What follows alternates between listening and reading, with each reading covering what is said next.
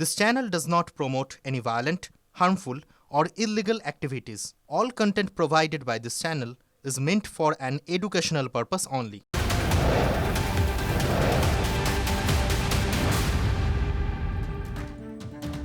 গতকাল ধুন্ধুমার পরিস্থিতির পর আজও বন্ধ আমহা স্ট্রিটের শ্যামসুন্দরী মন্দিরের দরজা। নির্ধারিত সময় 8:30টায় খোলার কথা ছিল মন্দির, কিন্তু সেই সময় খোলেনি মন্দিরের দরজা।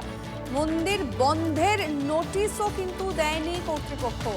গতকালের ছবি আপনাদেরকে দেখাবো, আজ সকালের ছবিটা এখন দেখাচ্ছি আপনাদের। আমরা এই নিয়ে কথা বলবো আমাদের প্রতিনিধির সঙ্গে। তার আগে ছবিটা আপনাদের দেখিয়ে রাখতে চাইবো, গতকালে যে ধুন্ধুমার পরিস্থিতি তৈরি হয়েছিল সেই ছবিটা আপনাদেরকে দেখাচ্ছি। প্রথমে পুলিশকে উদ্দেশ্য করে যেভাবে ঢিল ছোড়া হয়, পরবর্তীতে তার পাল্টা পুলিশ লাঠিচার্জ করে এবং এক পুলিশকর্মী আহত হয়েছে বলেও আমরা খবর পেয়েছিলাম।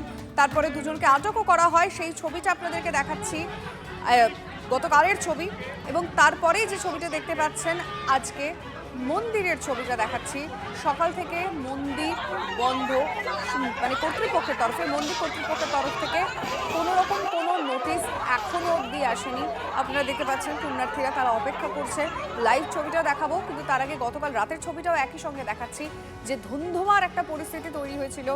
যেরকম একটা সময় যেখানে পুণ্যার্থীরা উপস্থিত ছিলেন, আর সেখানেই হঠাৎ করে এরকম একটা অরাজক পরিস্থিতি তৈরি হয়, যেখানে পুলিশের তরফ থেকে বলা হয় যে যারা এসেছিলেন তারাই কিন্তু প্রথম পুলিশকে উদ্দেশ্য করে ইট ছুটতে শুরু করে, তারপরেই লাঠিচার্জ করে পুলিশ এবং দুজনকে ইতিমধ্যেই আটক করা হয়েছে।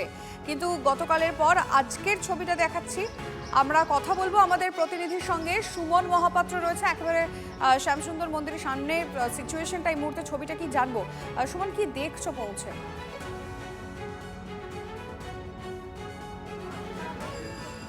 দেখো, গতকালের ঘটনার পর শ্যামসুন্দর মন্দিরে লম্বা ভিড় জমেছিল, কিন্তু ভক্তরা কার্যত নিরুপায় হয়ে মন্দিরের যেহেতু দরজা খোলেনি এখনো, তাই কিন্তু মন্দিরের সামনেই কিন্তু তাদের যে পুজোর উপকরণ তা রেখে কিন্তু তারা ফেরত চলে যাচ্ছেন অনেকেই, এবং তারা কিন্তু বারবার করে চেষ্টা করছেন যেন মন্দির যাতে খোলা হয়। কি বলছেন?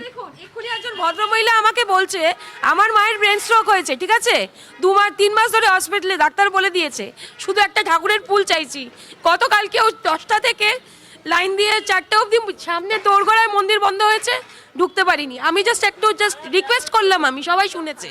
আমাকে বলছে বেশি লেকচার দেবেন না, একটা মহিলা আমাকে বলছে। কতক্ষণ এসে ওয়েট করলেন?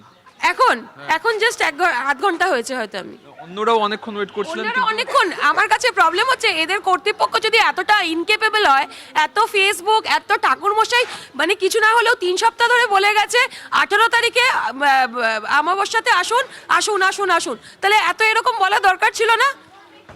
ক্ষোভ রয়েছে মানুষের মধ্যে, ক্ষোভ রয়েছে, তার কারণ দীর্ঘক্ষণ অপেক্ষা করে কিন্তু তাদেরকে ফিরে যেতে হচ্ছে। আরো একবার দেখাবো, মন্দিরের দরজা বন্ধ এবং তারপর কোনো মতে কিন্তু এই বাইরেই কিন্তু মন্দিরের উপকরণ, পুজোর উপকরণ রেখে তারা ফিরে যাচ্ছেন। কোত্থেকে এসেছিলেন, কতক্ষণ অপেক্ষা করলেন? আমরা এসেছি সেই ইছাপুর থেকে। কতক্ষণ অপেক্ষা করলেন? আমরা প্রায় 10-15 মিনিট আগে এসেছি। কি বললেন?